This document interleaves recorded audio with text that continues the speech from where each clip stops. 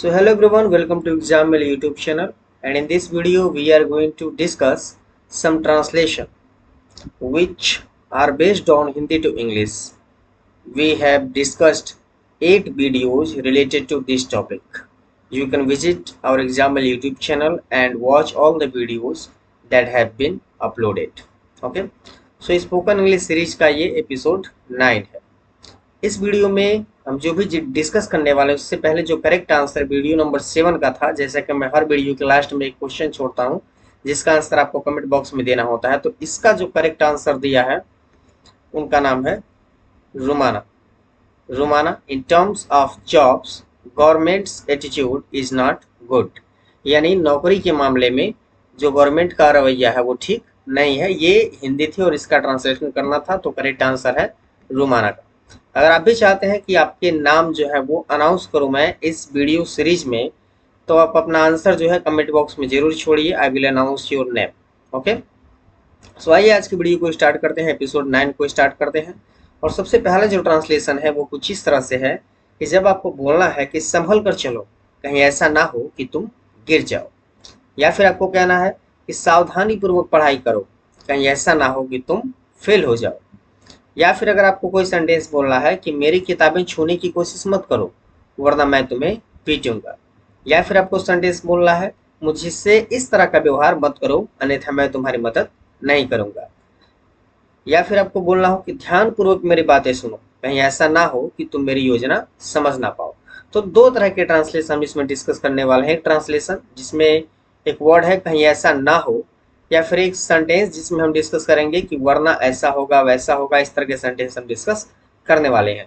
तो ये ट्रांसलेशन आपको लग रहा होगा कि थोड़ा सा डिफिकल्ट है, क्योंकि ये थोड़ा सा एडवांस लेवल है ट्रांसलेशन का, बट पूरा वीडियो देखने के बाद आपको ये ट्रांसलेशन बिल्कुल इजिली समझ में आ जाएंगे। और साथ ही साथ जो क्वेश्चन ऑफ द डे है, अगर आप उसका आंसर करते हैं तो I will announce your name in my next video. Okay, तो आइए एक एक करके ट्रांसलेशन को समझते हैं। बिल्कुल आराम से बैठिएगा। कोशिश करें कि जब भी मैं ये ट्रांसलेशन वीडियो बनाऊं, अपलोड करूं और आप उसको वॉच कर रहे हो, तो उस समय आपके पास एक कॉपी और पेन होनी ही चाहिए।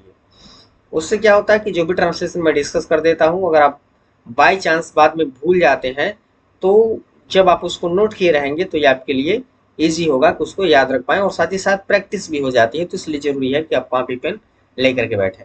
फिलहाल आइए समझते हैं टाइप 1 को। टाइप 1 में जो हमें यूज पढ़ना है वो लेस्ट का यूज पढ़ना है, जिसका मतलब होता है कहीं ऐसा ना हो। जैसे एक सेंटेंस है कि संभल कर चलो, कहीं ऐसा ना हो कि तुम गिर जाओ। इसको अगर इंग्लिश में आप ट्रांसलेट करने की कोशिश करोगे तो दो तरह की चीजें आपको ध्यान देनी पड़ेंगी। पहला, तो इसमें ये जो वर्ड है संभल कर चलो, यहाँ तक एक सेंटेंस है, और एक सेंटेंस है तुम गिर जाओ। तो यानी यहाँ पे दो सेंटेंस और दोनों जुड़े हुए हैं कहीं ऐसा ना हो इस प्रकार के फ्रेज से। तो यह जो है एक प्रकार का कंजक्शन है। कंजक्शन क्या करता है? दो सेंटेंसों को जोड़ने का काम करता है, दो शब्दों को जोड़ने का काम करता है, दो क्लॉज को जोड़ने का काम करता है, या फिर दो फ्रेज को। इसकी मैं अलग से वीडियो अपलोड करूंगा कि कंजक्शन क्या होते हैं। फिलहाल ये जो ट्रांसलेशन है, इसमें जो ये सेंटेंस वर्ड लिखा हुआ है कि कहीं ऐसा न हो कि, इसकी इंग्लिश होती है लेस्ट। ठीक, और इसको बनाने का सिंपल तरीका है कि जो सबसे पहला सेंटेंस है वो इम्पेरेटिव है। इम्पेरेटिव सेंटेंस क्या होते हैं? जिन सेंटेंसों में ऑर्डर दिखे, रिक्वेस्ट दिखे, सजेशन दिखे, एडवाइस दिखे, प्रपोजल दिखे, वो होते हैं इम्पेरेटिव सेंटेंस। इम्पेरेटिव सेंटेंस की वीडियो मैंने अलग से भी अपलोड कर रखी है, आप चैनल पर विजिट करके उस वीडियो को देख सकते हैं। तो इस सेंटेंस को जब हम इंग्लिश में ट्रांसलेट करेंगे तो सेंटेंस कुछ ऐसे होगा, वॉक केयरफुली, संभल कर चलो। चलने की इंग्लिश होती है वॉक, और यहाँ लिखेंगे केयरफुली यानी संभल कर, सावधानी पूर्वक। वॉक केयरफुली, सावधानी पूर्वक चलो, कहीं ऐसा ना हो, इसके लिए हम लगाते हैं लेस्ट। कहीं ऐसा ना हो लिखते हैं लेस्ट। और यहाँ जो आपका सब्जेक्ट है तुम, उसकी इंग्लिश लिखेंगे यू, और उसके बाद हम लगाते हैं शुड। ये रूल है, यू के बाद क्या लगाएंगे? शुड, और लास्ट में वर्ब के first form fall. Work carefully लेस्ट you should fall. बिल्कुल सिंपल सा फॉर्मूला इसका, सिंपल सा रूल है। सबसे पहले क्या करेंगे? इंपेरेटिव सेंटेंस, और इंपेरेटिव सेंटेंस में क्या करेंगे? सबसे पहले वर्ब लिखेंगे और उसके साथ जो एडवर्ब है केयरफुली उसको लिखेंगे, यानी वॉक केयरफुली। तो ये इंपेरेटिव सेंटेंस। इसके बाद बीच में लगाएंगे लेस्ट, दोनों सेंटेंसों को जोड़ने के लिए। और जो दूसरा सेंटेंस है उसमें सब्जेक्ट और शुड के साथ वर्ब की फर्स्ट फॉर्म। ये रूल हमेशा याद रखेंगे। जब भी लेस्ट का इस्तेमाल होता है तो आगे आने वाले सेंटेंस में जो हमारा सब्जेक्ट है उसको शुड के साथ वर्ब की फर्स्ट फॉर्म का यूज करते हैं। कुछ और ट्रांसलेशन देखते हैं ताकि आपको ये चीज़ अच्छे समझ में आए। जैसे यहाँ लिखा है कि सावधानी पूर्वक पढ़ाई करो, सावधानी पूर्वक पढ़ाई करो, कहीं ऐसा ना हो कि तुम फेल हो जाओ। यहाँ पे फिर दो सेंटेंस है।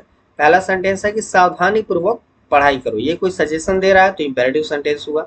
और यहाँ पर जो वर्ड है कि तुम फेल हो जाओ, इसको हम ट्रांसलेट करेंगे शुड के साथ। आइए ट्रांसलेट करके देखते हैं। तो यहाँ हो जाएगा स्टडी केयरफुली। स्टडी का मतलब होता है पढ़ाई करो, केयरफुल का मतलब होता है सावधानी पूर्वक। सावधानी पूर्वक पढ़ाई करो, कहीं ऐसा ना हो, इसकी इंग्लिश हो जाएगी लेस्ट। लेस्ट तुम फेल हो जाओ, तुम की इंग्लिश हो जाएगी यू, और यहाँ लिखेंगे शुड और लास्ट में लिखेंगे फेल। कहीं ऐसा ना हो कि तुम फेल हो जाओ। एक और एग्जाम्पल समझ लेते हैं। ध्यान पूर्वक मेरी बातें सुनो, कहीं ऐसा ना हो कि तुम मेरी योजना समझ ना पाओ। यहाँ ये सेंटेंस निगेटिव है, तो यहाँ लिखेंगे ध्यान पूर्वक मेरी बातें सुनो, इंपेरेटिव है। सबसे पहले लिखाएंगे listen to me, listen to me यानी मेरी बातें सुनो केयरफुली, ध्यान पूर्वक। लिसन टू मी केयरफुली, मेरी बातें ध्यान पूर्वक सुनो। लेस्ट कहीं ऐसा ना हो, you should not get my plan, कि तुम्हें मेरा प्लान समझ में ना आए, तुम्हें मेरी योजना समझ में ना आए। आप यहाँ पे गेट की जगह अंडरस्टैंड भी लगा सकते हैं, बट गेट भी आप लगा सकते हैं, दोनों जो है बिल्कुल करेक्ट होंगे। कुछ और एग्जाम्पल समझते हैं, क्योंकि ट्रांसलेशन थोड़ा सा डिफिकल्ट हो सकता है, इसीलिए इसमें दो चार एग्जाम्पल ज़्यादा ही समझेंगे। जैसे लिखा है कि सावधानी पूर्वक पहाड़ पर चढ़ाई करो, कहीं ऐसा ना हो कि तुम फिसल जाओ। इसको ट्रांसलेट करेंगे तो चढ़ाई करना, क्लाइंब द माउंटेन, यानी पहाड़ पर चढ़ो केयरफुली, ध्यानपूर्वक, सावधानी पूर्वक, कहीं ऐसा ना हो, क्या लगाएंगे लेस्ट, कि तुम फिसल जाओ, you should slip, you should slip. Slip का मतलब होता है फिसलना, ठीक, SLIP स्लिप। एक और एग्जांपल समझ लेते हैं। ध्यानपूर्वक बच्चों की कॉपियां जांच करो, कहीं ऐसा ना हो कि उनमें से कोई छूट जाए।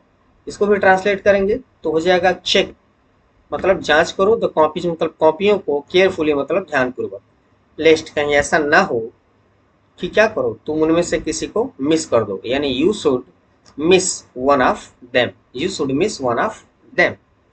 ओके, आई होप ये जो पहला टाइप था वो आपको समझ में आया होगा। आपको ध्यान क्या देना है, पहले इंपेरेटिव सेंटेंस, उसके बाद लिस्ट लगाना है, और जो बाकी सब्जेक्ट सेंटेंस बच रहा है उसमें सब्जेक्ट को लिखते हुए शुड और वर्ब की फर्स्ट फॉर्म का इस्तेमाल करना है। अगर ये चीज़ आपको थोड़ी सी डिफिकल्ट लग रही है तो वीडियो को पॉज करिए और दोबारा देखिए, आपको 100% समझ में आ जाएगा। टाइप 2 की बात करते हैं। जो टाइप 2 है उसमें हम पढ़ने वाले हैं यूज ऑफ अदरवाइज। अदरवाइज का मतलब होता है अन्यथा या वरना। अधिकतर होता है ना, जब आप इस तरह के सेंटेंस सुनते होंगे, जैसे कहा जाए कि मेरी किताबें छूने की कोशिश मत करो, वरना मैं तुम्हें पीटूंगा। जब आप किसी को धमकी देते हैं, ठीक ना, किसी को थ्रेट करते हैं, तो उस केस में हम इस चीज़ का इस्तेमाल करते हैं। जैसे कहा जाए कि मेरा कलम छूने का प्रयास मत करो, वरना मैं तुम्हारी कलम तोड़ दूंगा। तो जब इस तरह के सेंटेंस आपको बोलने होते हैं वरना या अन्यथा के साथ, तो उसको कैसे ट्रांसलेट करते हैं आइए सीखते हैं। तो इसमें भी दो सेंटेंस है। ये जो वरना वर्ड है ये यहाँ पे कंजक्शन है, यानी ये दो सेंटेंसों को जोड़ रहा है। पहला सेंटेंस है मेरी किताबें छूने की कोशिश मत करो, और दूसरा सेंटेंस है मैं तुम्हें पीटूंगा। तो जो पहला सेंटेंस है मेरी किताबें छूने की कोशिश मत करो, ये इंपेरेटिव है, ठीक। इंपेरेटिव सेंटेंस की वीडियो मैंने कहा कि मैंने अपलोड कर दी है, आप चाहे तो विजिट कर सकते हैं, तो ये ट्रांसलेशन आपके लिए और ज़्यादा ईजी हो सकते हैं।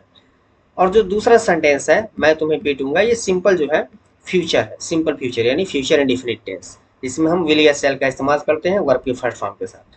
तो इसको जब आप ट्रांसलेट करोगे तो ये सेंटेंस कुछ ऐसे होगा, डोंट ट्राई यानी प्रयास मत करो, टू टच माई बुक्स मेरी किताबें छूने का। Don't try to touch my book, मेरी किताबें छूने का प्रयास मत करो। अदरवाइज, ये जो अदरवाइज है वही इंग्लिश है वरना शब्द की। इस वरना शब्द की इंग्लिश क्या होती है, अदरवाइज। इसको अन्यथा भी कह सकते हैं, अन्यथा मैं तुम्हें पीटूंगा, तो I will beat you, I will beat you. I के साथ आप विल का इस्तेमाल करेंगे यहाँ पे, क्योंकि यहाँ पे डिटर्मिनेशन दिखा रहा है, दृढ़ निश्चय दिखा रहा है, so I will beat you. Okay, example समझते हैं, सॉरी फार्मूला समझते हैं। फार्मूला बिल्कुल सिंपल है। सबसे पहले आपको क्या लगाना है, इंपेरेटिव सेंटेंस, उसके बाद लिखना है अदरवाइज, और लास्ट में लिखना है फ्यूचर इंडेफिनिट, बिल्कुल इजी। एक और एग्जांपल समझते हैं इसमें। जैसे लिखा है मुझसे इस तरह का व्यवहार मत करो, अन्यथा मैं तुम्हारी मदद नहीं करूंगा। ये जो अन्यथा वर्ड है वो कंजक्शन हुआ, और यहाँ पे फिर दो सेंटेंस, पहले सेंटेंस को इंपेरेटिव में और दूसरे सेंटेंस को फ्यूचर इंडेफिनिट में। आइए समझते हैं। और यहाँ पे एक और एग्जाम्पल देख लेते हैं। अपना प्रोजेक्ट समय पर जमा करो, अन्यथा बॉस तुम्हें कंपनी से निकाल देगा। तो यहाँ भी अन्यथा वर्ड कंजक्शन है और इसके पहले दो सेंटेंस जुड़े हुए हैं। आइए एक एक को ट्रांसलेट करते हैं। सबसे पहला जो सेंटेंस है उसको बनाएंगे डोंट बिहेव, यानी व्यवहार मत करो विद मी, मेरे साथ, लाइक दिस, इस तरह का, यानी इस तरह का व्यवहार मेरे साथ मत करो। Don't behave with me like this, otherwise, अन्यथा, I will not help you, यानी मैं तुम्हारी मदद नहीं करूंगा। दूसरा सेंटेंस जब आप इसको ट्रांसलेट करोगे तो ये हो जाएगा submit your project in time, यानी जो तुम्हारा प्रोजेक्ट है उसे समय पर जमा करो। इन टाइम का मतलब होता है कि समय से पहले जमा करो, बिल्कुल एग्जैक्ट आपको उसी टाइम पर जमा करना है तो आप ऑन टाइम का भी इस्तेमाल कर सकते हो। जैसे ट्रेन समय पर आई तो इसके लिए ऑन टाइम, और आप स्टेशन पर समय से पहुंचे इसके लिए इन टाइम, क्योंकि जो ट्रेन है वो समय से पहले नहीं आएगी, उसी समय पे आएगी, और आप समय से पहले भी पहुंच सकते हैं तो इसके लिए इन टाइम। तो समय से पहले इन टाइम और बिल्कुल एग्जैक्ट समय पे ऑन टाइम। ओके, सो यहाँ लिखा है सबमिट, यानी जमा करो योर प्रोजेक्ट, अपना प्रोजेक्ट इन टाइम, समय से अपना प्रोजेक्ट जमा करो, अदरवाइज, अन्यथा या वरना, the boss will fire you, यानी जो बॉस है वो तुम्हें निकाल देंगे नौकरी से, कंपनी से निकाल देंगे। यहाँ पर एक वर्ड छूटा है कंपनी से, लास्ट में लिख लेंगे from company, the boss will fire you from company. Okay, कुछ और एग्जांपल समझ लेते हैं। जैसे दिया है अपनी कीमती चीजें अलमारी में सुरक्षित रखो वरना कोई इन्हें चुरा लेगा। या फिर एक सेंटेंस है मेरे मामले में हस्तक्षेप करने की कोशिश मत करो अन्यथा मैं तुम्हें अपमानित कर दूंगा। तो जो पहला सेंटेंस है उसको बनाएंगे तो ये कुछ इस तरह से हो जाएगा कि कीप योर एक्सपेंसिव थिंग्स, यानी अपनी एक्सपेंसिव थिंग को रखो सेफली, माने सुरक्षित, इन अलमीरा, यानी अलमारी में, अपनी कीमती चीजों को अलमारी में सुरक्षित रखो, अदरवाइज, वरना, समवन, कोई, विल स्टील देम, उन्हें क्या कर लेगा, चुरा लेगा। So keep your expensive things safely in अलमीरा, otherwise someone will steal them. एक और एग्जांपल समझ लेते हैं। मेरे मामले में हस्तक्षेप करने की कोशिश मत करो। तो जो मत वर्ड देता है इसकी इंग्लिश होती है डोंट। सबसे पहले स्टार्ट करेंगे डोंट ट्राई, यानी कोशिश मत करो, to interfere in my matter, यानी मेरे मामले में, मेरे मुद्दे में हस्तक्षेप करने का, मतलब दखलंदाजी करने का, अदरवाइज, अन्यथा, आई विल ह्यूमिलिएट यू, यानी मैं तुम्हें अपमानित कर दूंगा, मैं तुम्हारा अपमान कर दूंगा। आई होप कि ये जो ट्रांसलेशन है वो आपको समझ में आए होंगे। मैं इस बात को समझ पा रहा हूँ कि हो सकता हो ये जो ट्रांसलेशन है वो थोड़े बहुत आपके लिए डिफिकल्ट हो सकते हो, बट मैं फिर ये कहना चाहता हूँ कि इस सेंटेंस में दो चीज़ों का बहुत इंपॉर्टेंट रोल है। एक तो आप इंपेरेटिव सेंटेंस पढ़िए, ठीक, और दूसरा थोड़ा सा टेंस की जानकारी रखिए, तो ये ट्रांसलेशन बिल्कुल आपके लिए ईजी हो जाएंगे। इंपेरेटिव सेंटेंस की वीडियो मैंने अपलोड कर रखी है, आप चाहें तो वहाँ से देख सकते हैं। तो आज का जो क्वेश्चन ऑफ द डे है वो कुछ इस तरह से है कि नए मार्ग के चयन में सावधानी बरतो, कहीं ऐसा ना हो कि तुम गलत मार्ग चुन लो। नए मार्ग के चयन में सावधानी बरतो, कहीं ऐसा ना हो कि तुम गलत मार्ग चुन लो। Try to translate this sentence into English and let me know in the comment box. If your answer is correct, I will announce your name in my next video. So thank you so much for being with us. मिलेंगे फिर से आप एक के साथ एक नए video में, तब तक के लिए जय हिंद, वंदे मातरम, धन्यवाद।